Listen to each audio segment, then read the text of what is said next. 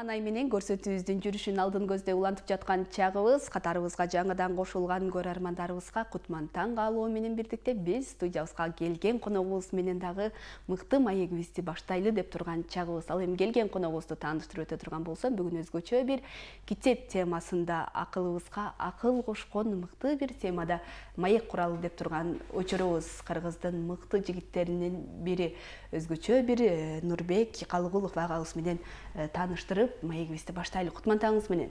Кутман таң, саламатсыздарбы? Саламатсызбы? Студиябызга келгениңизге ыраазычылык билдирип кутман таңдайлы. Ал эми ушул башында айтып өткөндөй эле китеп темасына токтололу деп турган чагыбыз. Бүгүнкү күндө китеп окуунун маанилүүлүгү, эмне үчүн китеп окушубуз керек деген тема менен ушул маегибизди баштайлы. Бул китеп окуу бүгүнкү күндө эле эмес, өткөн замандарда дагы, келечекте дагы өткөн заманда абдан маанилүү болгон, ошол эле учурда келечекте дагы өз маанилүүлүгүн жоготпойт деген ойдомун. Билл Гейтстин айткан жакшы бир сөзү бар. Бүгүнкү окурман бул эртеңки башкаруучу дейт. Китеп адамдын жанынын азыгы болуп эле мындай тең болбостон, адамдын акыл эсинин өнүгүшүнө, өсүшүнө өбөлгө түскөн эң негизги куралдардын бири деп айтсам да болот да. Абдан жакшы. Буга чейин да бир канча жыл мурун улуу муундар тарабынан бир сөздөр айтылып калган. Бүгүнкү жаш муундар же болбосо өсүп келе жаткан муун китеп окубайт деген сыяктуу да көп сөздөр болду эле, бирок бул сөздөрдү жокко чыгарып бүгүнкү күндө бул китеп окуган жаштардын саны абдан бир өсүп барат, арбын деп айтсак болот. Бул нерсеге сиздин көз карашыңыз кандай? Бул нерсеге негизинен улам убакыт өткөн сайын китеп окугандардын саны бир мезгилдерде бир топ азайды. Бул 90-чы жылдар, 2000-чы жылдардын кесепети деп айтсам болот. Андан кийин бүгүнкү окурман эртеңки башкаруучу экенин коомчулугубуз жакшы түшүнүп, көпчүлүк учурда жаштарыбыз китеп окуганга мындай тартылып, кызыгып, анан китеп окугандар дүйнөгө аты чыгып, дүйнөдө башка өлкөлөрдө өз ордун ээлеп калгандыгына байланыштуу. Азыркы тапта жаштарыбызда окурмандардын саны күн артып көбөйүүдө. Абдан жакшы. Анан биз ушул бир кесиптин ээси болуу үчүн дагы бир канча жылдап убактыбызды коротуп, окуп билим алат экенбиз да, ошол эле жогорку окуу жайларда. Анан негизи ата эне болуу үчүн дагы атайын бир даярдыктар керек эмеспи? Анан ошол эле учурда китеп окуу дагы абдан маанилүү. Ошол мыкты ата эне болуу үчүн ошол нерсеге да токтолуп өтсөк, ата эне болуу үчүн дагы бир изденип, бир китеп окуп, үстүнөн иштешибиз керекпи? Мыкты ата эне болуу темасына дагы азыр токтолгум келип турган учурда бул нерсеге сиздин көз карашыңыз? Өзү тилекке каршы бул мындай, бир адамдын төрөлүшү бул бир ааламдын жаралышы деген сөз бар да. Ал эми бир койдун төрөлүшү бул орунсуз кайталоолор деген бир учкул сөз бар. Бул жерде кандай? Бир адам болуш деген бул адамдын төрөлүүсү эле эмес, анын аң сезиминин өсүшү, адам болуп калып танышы дагы жашоодо чоң роль ойнойт да. Ал эми китеп окубаса, бул китеп пайда болгон таптан биздин коомдун өнүгүүнүн процесси аябай тездик менен өнүгө баштады десем болот да.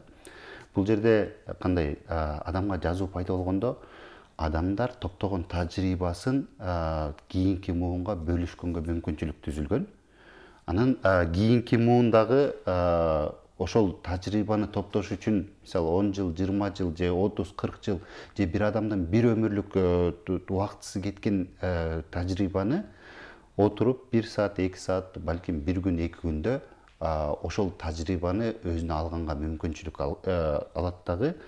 Адамдын өнүгүү процесси бир топ деңгээлде тездей баштайт. Ал эми ата эне болууда дагы, мисалы, ата энелик бул дагы бир өмүрлүк тажрыйба. Мисалы, жаңы балалуу болгондо ошол балага кандай мамиле кылыш керек, ал бала менен кантип сүйлөшүш керек, ал баланы кантип багытташ керек, ал баланын келечеги кең болуш үчүн ал бала бул коомдо пайдалуу, биздин коомго пайдалуу жашоодо жеңил жашаш үчүн эмнелерди кылыш керек, жашоодо эмнелерди ал бала үйрөнүшү керек экенин билиш үчүн дагы бул тажрыйба керек да. Ал эми бир адамдын бир өмүрлүк тажрыйбасы балким жетишсиз болуп калат. Балким билип билбей кетирген ката кемчиликтери болуп калат. Ошондон улам китепте мисалы бизге чейинки жашаган адамдар өз кемчиликтерин эске алып, берген тарбиядагы артыкчылыктарын элге бере алат. Ошондон улам мыкты ата эне болуш үчүн дагы сөзсүз түрдө ошол кезиндеги мыкты балдарды тарбиялай алган ата энелердин тажрыйбаларын өзүбүзгө сөзсүз өткөрүп алышыбыз керек да. Абдан жакшы. Бала уядан эмнени көрсө учканда ошону алат деп айтып коет эмеспи. Анан ошол ата эне канчалык билимдүү болсо, ата эне өзү канчалык бир окуган болсо, бала деле ошол ата энесин көрүп олтуруп, туура олтуруп эле бир мыкты адам болуп жетилет болуш керек, Жан-Жак Руссонун айткан жакшы бир сөзү бар да, баланы тарбиялабай эле кой дейт. Ооба. Тарбиялап эмне кыласың? Андан көрө өзүңдү тарбияла, бала баары бир сага окшош болот дейт да. Бул сөз менен эмнени айткым келет? Мисалы, ата өзү эгер өмүрү китеп бетин ачпай, балам китеп окусаң келечегиң кең болот, жакшы жашайсың десе, бала атасынан үлгү алат да. Бала көргөнүн кылат. Бала губка сыяктуу баардыгын өзүнө сиңирип алат. Ошон үчүн бул жерде сөздөн дагы атанын үлгү болгону бул балага бир топ деңгээлде көбүрөөк таасирдүү болот да. Абдан жакшы. Ошол кайрадан китеп темасын улай суроо бергим келип турат. Бүгүнкү күндө ошол негизи барактап окуган китеп баарынандай маанилүү, бийик турат деп айтып коет эмеспи. Анан кабыл алуу дагы ошончолук жакшы болот. Бүгүнкү күндө ошол эле аудио китептер дейбизби, ошол китептин бир кыскартылган варианттары көбөйүп бараткандат да. Анан бул айырмасы кандай? Негизи эле китеп барактап, баарын окуп олтурганча ошол кыска бир маалыматтар менен кабардар болсок, ошол жетиштүү элеби же болбосо сөзсүз түрдө китеп окушубуз керекпи? Негизинен бул мындай да, мисалы Айтматов атабыздын айткан жакшы бир сөзү бар да.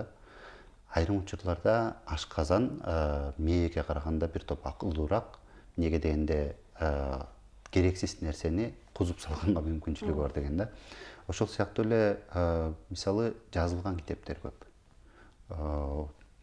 Бир топ деңгээлде мисалы биздин жашоого балким пайда алып келе турганы бар, арасында пайда алып келе турганы бар, айрымдары мисалы бизге бир өмүр керексиз болгон да китептер бар да. Ошондон улам подкастта деп коет, бул 5 мүнөт, 15 мүнөттүн ичинде бир китептин мазмунун айтып бере ала тургандай аудио китептер бар. Ошо биринчи мисалы подкасттардан бул подкасттар бизге эмне менен жардам берет? Ошол китеп тандоодо жардам берет да. Мисалы адам дене тарбияда же бул дене мүчөлөрүнүн булчундарын чыңоодогу ар түрлүү тренировкалардын ыкмалары бар да. Ошондо мисалы биз Instagram аркылуу же бир телевизор аркылуу көрө турган болсок, ал биздин денеге эч кандай пайда алып келбейт. Бирок ал нерсе биздин башыбызга билим алып келет да. Бир нерсени билип алабыз. Мисалы мындай отуруп турсак, буттун булчуну чыңалат экен, отжимание жасасак, мисалы дене булчундары чыңалат экен деген сыяктуу бир нерсени билип алганга подкасттар бизге абдан пайдалуу болот. Дененин чыңалышы үчүн ошол жасалган ыкмаларды өзүбүз мындай өз жон терибиз менен тартып ошону өзүбүз жасашыбыз керек. Ошол сыяктуу эле бир подкаст аркылуу жакшы бир китептерди тандап алып, анан мээнин булчундарын чыңаш үчүн ошол багыттагы китептерди окушубуз керек.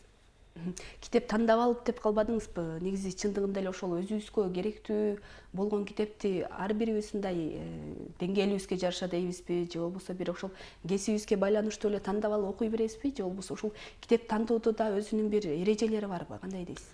Бул мындай да, ашыкча тамакка аш болбой адамды кыйнайт дейт го. Ошол сыяктуу эле китеп багытында дагы мисалы азыр күнүнө кеминде 100 000 түрлүү китеп чыгат. 100 000 эмес, мисалы азыркы тапта бир күндө дүйнө жүзүндөгү чыккан китептерди bir адамдын bir өмүрү жетпейт окуп чыкканга. Китеп тандаган бул ар бир адамдын табитине жараша. Мисалы, мен сүт ичсем, сүттү аш кыла албайм. Башка бир адам үчүн сүт эң пайдалуу азык болушу мүмкүн. Ошол сыяктуу эле, мисалы, айрым адамдар мөмө жемиштерден айрымдарын жегенге мүмкүнчүлүгү болбойт. Неге дегенде, анын денесине ал зыян алып келет, аллергиясы бар болушу мүмкүн дегендей. Ошол эле учурда ошол эле өсүмдүк башка бир адамга табылгыс мындай пайдалуу нерсе деп айтсам болот да. Ошол сыяктуу китепти тандаганда дагы ар бир адам өз табитине жараша тандашы керек. Анан өзүнүн организми сиңире ала тургандай багытта тандашы керек да. Анан бүгүнкү күндө жашоого шык берүүчү дейбизби, бир китептер пайда болуп акыркы учурда аябай бир жаштардын арасында көбүрөөк мындай популярдуу болуп жаткан учурда, анан негизи бул китептерге сиздин көз карашыңыз кандай? Негизи ошол мисалы кантип бай болсо болот, же болбосо кантип эртерээк ийгиликке жетсе болот деген темаларда китептер абдан көп да. Анан бул китептерге сиздин көз карашыңыз кандай? Ошол китептер чындыгында эле адамга бир пайда берип, бир ийгиликке жете элеби, же болбосо кандай? Бул жерде бул китептин эле бир аз мисал келтире кетейин. Акыркы жылдары биздин коом бир гана ийгиликтин культун пропагандалоодо. Ичиңдеги вулканды ойгот, акылдуураак, байыраак, тыңыраак, жемиштүүрөөк, ийгиликтүүрөөк, бир сөз менен айтканда баарынан мыкты бол деп жатышат. Окуган китептерибиз, ойлогон ой, сүйлөгөн сөз, барган курстарыбыз, жада калса көргөн роликтерибиз да ушул теманын айланасында. Соц тармактарда досторубуздун барактарын карасак, баары эле бизден ийгиликтүүрөөк, тыңыраак, бактылуураак жашап жаткандай элес калтырат. Баары эле ийгиликке жетүүнүн сырын ачып, бактылуулуктун формуласын жазып, акылдуулуктун 1001 жолун айтып жатышат дейт. Чындыгында бул китепте айтылгандай, азыркы тапта бул жашоонун жөнөкөй формуласы, автору Кубанычбек кызы Күлүмкан. Бул 5 жыл мурун чыккан китеп, 6 жыл мурун чыккан китеп экен. Чыкканда аябай мындай Кыргызстанда өтүмдүү китептердин бири болгон да. Чындап эле акыркы 6-7 жылдын ичинде биздин коомдо бул бактылуулукту, ийгиликке жетүүнүн баардыгын эле бир байлык бир байлыктын эле бир эталону менен эле эсептеп койгон учур көбөйдү да. Ал эми ийгилик десе эле биз бул баланча акча табыптыр, бул ийгиликтүү, бул мындай машина миниптир, бул ийгиликтүү. Мисалы бул китептен ошол эле жеринен бир мисал келтире кетейин. Умтулганыбыз жакшы үлгүдөгү автоунаа, Samsung Galaxy же iPhone X. Бул iPhone X чыккан учурда жазылган китеп эле. Жаңы кафе ачылса, ал жерден тамактанып, бир селфи кылып, соц тармакка жүктөө. Гардеробторубузга кийим батпай, же кийерге татыктуу кийим таппай, жеген ашыбызга, салондо чийилген кашыбызга, туура эмес макияж коюлуп калган көзүбүзгө, эшигибиздин астында иретсиз тизилген ташыбызга, деги эле койчу, барган тоюбузга, жада калса өз оюбузга нааразы болуп, алган айлыгыбызга, бар байлыгыбызга өзүбүздөн өзүбүз капа боло беребиз дейт. Чындыгында биздин коом ийгиликтин культун пропагандалоодо бир чоң жаңылыштык пайда болду десем болот. Биздин эле коомдо эмес, бул дүйнө жүзүндө бир ушундай чоң жаңылыштык пайда болду. Баардыгы эле ийгиликтин культун материалдык баалуулуктарга койду да. Ал эми кезинде мисалы биздеги Айтматов, Америкада Шекспир, мисалы орустарда Пушкиндердин мындай берген баалуулуктары коомдо унутта калып баратат. Ал эми эмне себептен китепти биз жан дүйнө азыгы дейбиз. Бул тамактанып атканда дагы эгер адам жетиштүү минерал, витаминдер менен организмин камсыз кылбаса, арадан 5-10 жыл өткөндөн кийин муундар ооруйт, булчундар жана мисалы жетиштүү деңгээлде өнүкпөй, сөөктөр алсырап, мисалы кальций жетишпесе сөөктөр алсырайт дагы, жыйынтык эмнеге алып келет? Дененин оорусуна алып келет. Ошол эле учурда эгер адам жан дүйнөсүн байытпаса, жан дүйнө азыгын туура албаса, Бул Айтматов атабыз айтып кетпеди, мээ ашказан мээге караганда акылдуураак депчи. Эмнеге дегенде биз мээбиз керектүү азыктарды сиңирбесе, жан дүйнөбүз азыктанбаса, эртең алсырап бул жан дүйнө оорусуна алып келет. Азыр дүйнөдө байкасаңыздар депрессия деген бул мисалы биздин бала кезде, мисалы биздин ата энелерибизде депрессия деген нерсе мындай жок эле. Ал эми алардын жашоо шарты биздикине караганда ал да канча начар эле. Мисалы көп эле мисал келтиришет. Мисалы биздин ата энелерибиз студент болуп шаарга келгенде кичинекей чакан патерге бир айылдын Бишкекке көчүп келген студенттеринин баардыгы тең батып, ал кезде жан дүйнө кенен эле да. Ал эми бизде үйлөрүбүз кеңейип баратса дагы жан дүйнөбүз тарып баратат. Чындыгында абдан бир жакшы сөздөрдү, жакшы кеңештерди айттыңыз. Анан азыр буга чейин да айтып калбадыңызбы, жакшы бир долбоор көтөрүп, ушул мектептердин арасында мектебиме менден белек аталышындагы жакшы бир иш-чараны уюштуруп баштадык деп, жана ошол тууралуу дагы сурагым келип турган учурда негизи эле максаты кандай иштеп жатат дегендей. Бул жерде коомду өзгөртө турган эң чоң күч, ошол эле учурда эң чоң паразит бул идея деп айтылат да. Ал эми ошол паразиттен дарылануучу эң чоң дары, эң күчтүү дары, эң чоң каражат бул дагы идея деп айтылат да. Биздин максат кандай эле, рынок тизилдегенде биз мектептерибизде дээрлик 95-96% манас китептери жок экен. Биз манас китептерин чыгаргандан кийин ушу манас китептери мектептерге жайылтуу максатында биригип бир муштумга манасты жайылталы, белек кылып мектептерге китепканаларды байыталы деп уран чакырып, мектебиме менден белек деген долбоордун алкагында ушу манас китептерин мектептерге жеткирүүнүн үстүндө иш алып бардык. Жыйынтыгы Кудайга шүгүр, кеминде бир 200дөн ашык мектепке манас китептери жетти десем болот. Бул долбоор дагы деле уланып жаткан чагыбы, же болбосо азыркы учурда кандай негизде тараттыңыздар, же болбосо өзүңүздөр мектептерге кыдырып дейбизби, же болбосо кимдер аркылуу? Бул жерде чакырык таштадык. Эң алгачкы чакырыкты Нуржигит агай таштады. Нуржигит агай ошо Сагынбай Орозбаков атабыздын манасын алып, өзүнө сатып алып, өзүнүн айылынын, өзүнүн мектебине белек кылып жөнөттү. Андан кийин Мирлан Сами кожо агай китепти ошол өзүнүн айылынан жөнөттү. Ошентип адамга адам үлгү болот делет го. Адамдар үлгү катары алып, 10 жылдык, 20 жылдык дегендер ошо мектебибизге манас китептери белек болсун деп. Анан ар бир айылдын тың чыккан уул кыздары ушул мектептерин өздөрү сатып алып, ошо мектептерине белек кылышты. Абдан жакшы, чындыгында абдан жакшы жөрөлгө болгон экен. Анан буга чейин айтып калбадыңызбы, манас китептер мектептерде тартыш экен, тартыштык жаралып келген деп.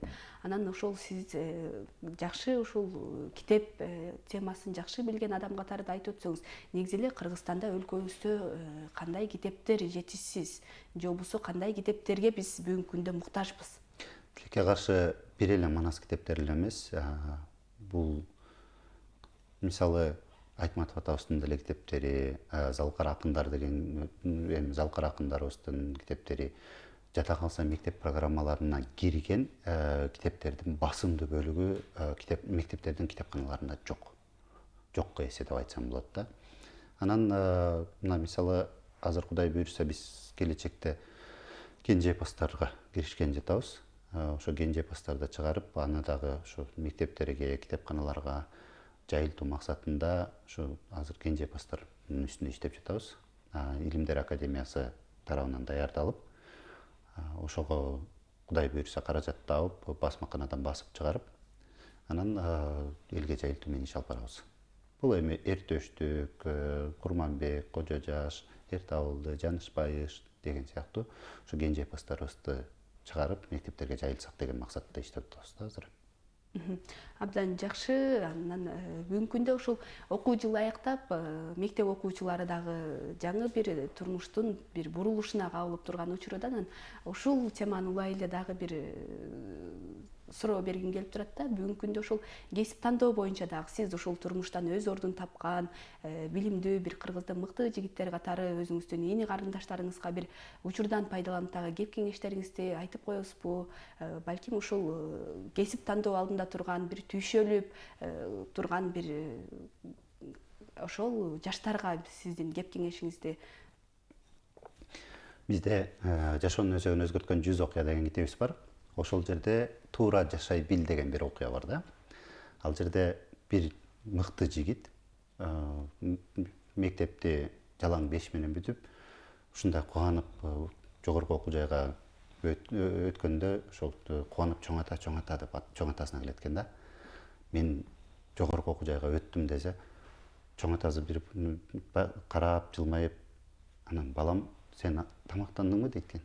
Анан ооба ата азыр эле тамактанып келдим деп оозун ачып, колун ачып жатканда балам идиштериңди жыйнадыңбы дейт экен да. Десе бала уялып калса, бар жыйна, балам дүйнөлүк илим азыгын алуудан дагы сен адамча туура жашай бил деген экен да. Жараткан бизге бул дүйнөнү толук колдонгула деп бардык мүмкүнчүлүктөрдү кол алдыбызга берген. Ал эми биз эмне кылабыз? Кесип алабыз.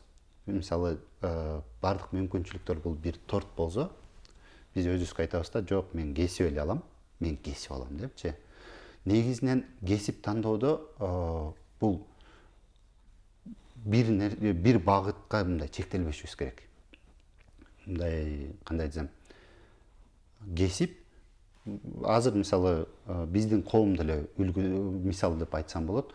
Басымдуу бөлүгү тандаган кесиби менен иш алып барбайт.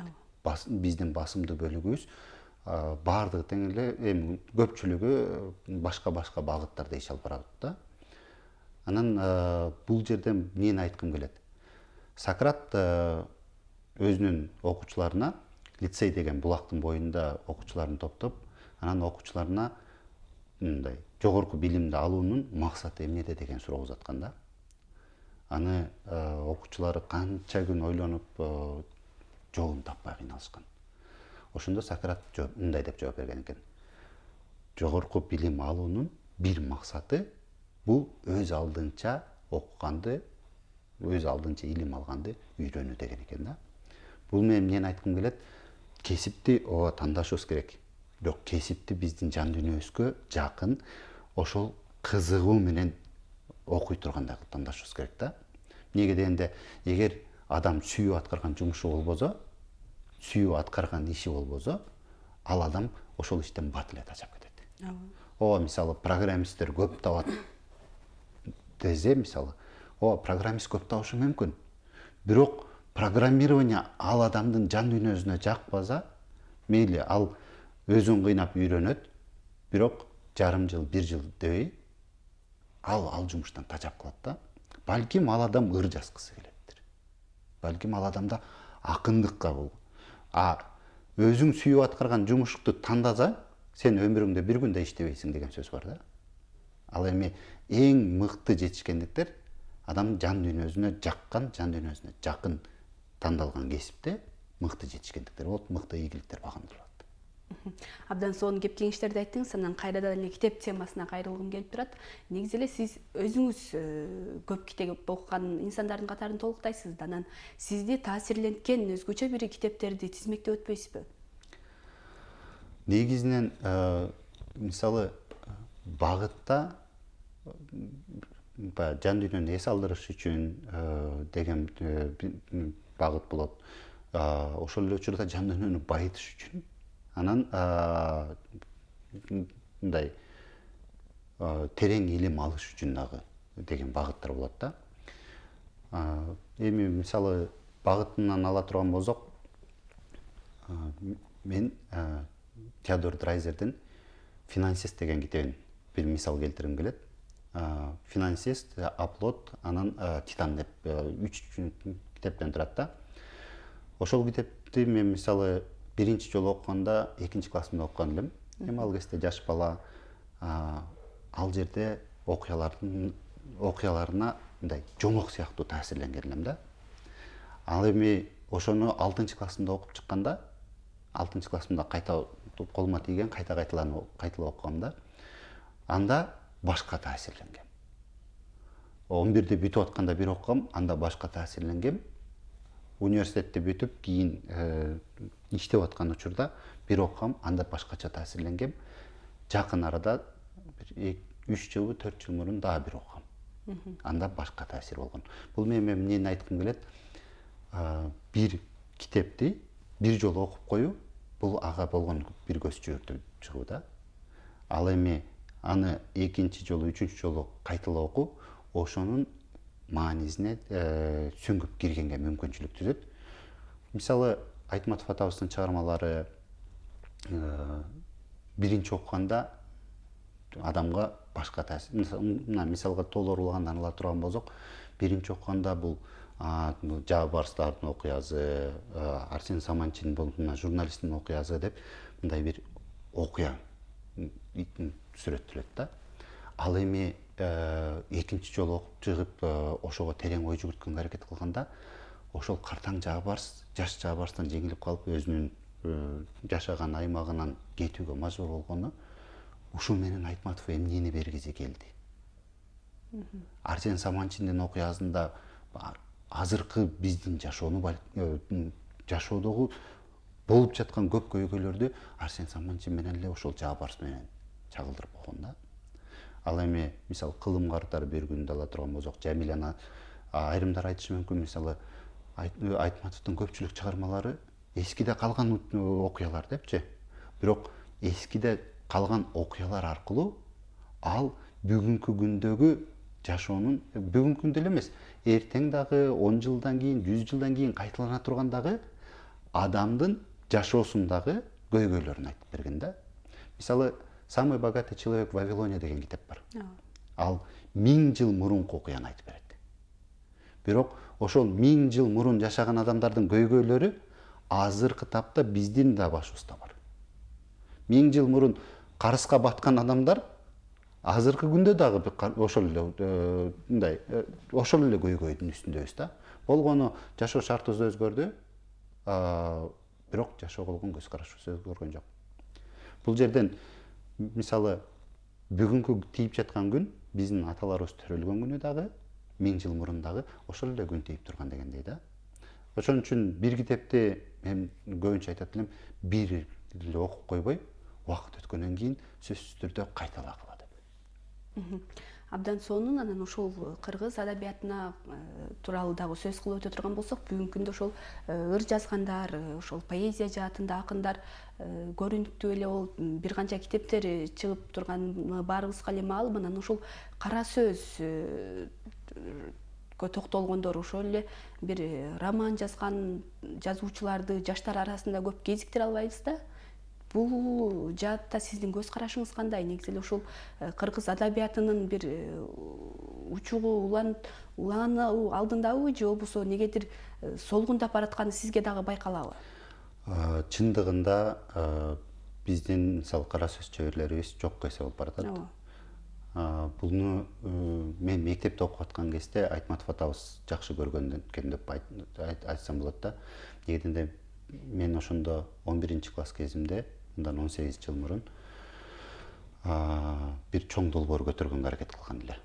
Бул жерде жаштарды ошо атайын лагерь уюштуруп, биринчи конкурс кылып, жана дил баяндар конкурсунан кийин атайын лагерь уюштуруп, жазуучулук өнөрүнө окутуу максатында бир долбоор көтөрүлүп, кийин ошол долбоор кайта ишке ашпай калган эле да. Ал эми акындарыбыз булар дагы окутуу үстүндө тарбияланган адамдар деп айтсак болот. Мисалы, мына Айтыш фонду биздин төкмө акындарыбызды тарбиялап чыкты. Калемгер, анан Нур Борбор биздин жазмакер акындарыбызды тарбиялап чыкты деп айтсам болот да. Мисалы, Калемгерден чыкканда, ошо Калемгерде мисалы Мирлан Самийкожо кезинде Калемгерде болгон, Нур Борбордо мисалы Акбар Кубанычбек уулу, Бердибек Жамгырчиев, Максат Жаңгазиевдер Нур Борбордон чыкты деп айтсам болот. Адам bir өнөрүн өрчүтүп өнүктүрүш үчүн сөзсүз түрдө ошол багытта билим алышы керек, ошол багытта такшалышы керек да. Буну биздин кара сөз чеберлерибизди өстүрүш үчүн ошол Айтматов атабыз көтөргөн долбоорду жаңыдан кайтып жандандырып, кара сөз чеберлерине окутушубуз керек. Абдан жакшы, ыраазычылык билдиребиз. Анан ушул соңку суроолордон болсун. Негизи ушул китеп окуганда сиз кандай мындай эреже менен окуйсуз? Негизи күн сайын китеп окуган адамдардын катарын толуктайсызбы, же болбосо атайын бир пландын негизинде окуган адамдардын катарындасызбы? Өзү мындай да, мисалы спорт жааты азыр Кыргызстанда аябай жакшы өнүккөн. Ошо спорт жааты менен мисал айткым келет. Мисалы күндө эртең менен туруп зарядка кылган адамдар, ошол эле учурда спортту кеминде жумасында кеминде 2-3 жолу спортко барган адамдар, булар жакшы билишет. Эгер спорт таштала турган болсо, кайта ошол спорттун башталышы кыйын болот да. Негеденде дененин көнүшү керек деген сыяктуу. Бул китеп окуу, бул мээге спорт. Бизде бирге окуйлу деген долбоорубуз бар. Бул дүйнөлүк мындай эң мыкты делген китептерди биз телефондон окуп, WhatsApp группаларда талкуулап, жумасына бирден китеп окуп турабыз да. Бул долбоор 3 жылдан ашты. 1 жылда 52 китеп окулат. 3 жылдын ичинде 150ден ашык китеп окулду бул долбоордун алкагында. Эми бул жерде кандай, бул менен эмнени айткым келет? Эгер адам китеп окууну бир аз убакытка эле таштай турган болсо, кайта китеп окууну баштап, кайта китеп окууга киришиши кыйын болуп калат. Ошондон улам кеминде жумасына бирден китеп, мейли жумасына бирден китеп болбосо дагы, жок дегенде бир айына 2 же 3 китеп окушу керек да. Ошондо бул китеп окуу ташталбайт. Анан китеп окуунун кызыгын кайта кийинки китепке алып келет да. Абдан жакшы, ыраазычылык билдиребиз. Анда ушул таң эрте келип, өзүңүздүн бир жакшы кеп кеңештериңиз менен бөлүшүп, ушул китеп темасында жакшы бир маек куруп бергениңизге ыраазычылык билдирели. Анда сизге эркин микрофон суналып, балким айтылбай калган сөздөр дагы бар чыгар. Бул жерден мен жаштарга кайрылгым келет. Мисалы спорт сыяктуу эле китеп окууну дагы бир жолго салышыбыз керек. Дененин чыңалганы биздин дене түзүлүшүбүздү канчалык кооз көркөм кыла турган болсо, бул спорт жааты. Китеп окуу дагы биздин кулп мүнөзүбүздү, ой жүгүртүүбүздү, аң сезимибизди дагы ошончолук деңгээлде сулуу кылат, ошончолук деңгээлде кооз кылат, ошончолук деңгээлде жан дүйнөбүздүн жан дүйнөбүздүн чың кылат, чыйрак кылат, чың кылат деп айтсам болот да. Китеп окууда алгач тоскоолдуктар жаралышы мүмкүн, оорчулуктар болушу мүмкүн. Бир нерсени ар дайым эске алышыбыз керек: сызып жол болот. Агып көл болот. Жараткандан тилегенде аз, көптөн да мол болот деп, биринчи аз-аздан мисалы учкул сөздөрдү окуйбузбу, андан кийин кыска нуска окуяларды окуйбуз, икаяларды окуйбуз, балким жомокторду окуйбуз дегендей. Ошентип туруп, анан күчтүү чыгармаларга, Айтматов атабыздын чыгармасы сыяктуу күчтүү чыгармаларга өтсөк, биз чоң деген бир топ ийгиликтерди багындырабыз. Ошондон улам окуганда аздан баштап, кийин көпкө жетели. Дагы бир рет ыраазычылык билдиребиз. Ошол иштериңиздер дайыма ийгилик болсун. Студиябызга ар дайым келип туруңуз, келип кеңешиңизди, өзүңүздүн жакшы бир тажрыйба, билимиңиз менен бөлүшүп туруңуз. Биз көрсөтүүбүздүн жүрүшүн алдын көздөй уланталы, келген коногубузга ыраазычылык билдирүү менен бирдикте, ал эми алдыда дагы сиздер үчүн даярдалган өзгөчө бир маалыматтар, өзгөчө бир берүүлөр камтылган. Анда бирдикте сапар алып келели.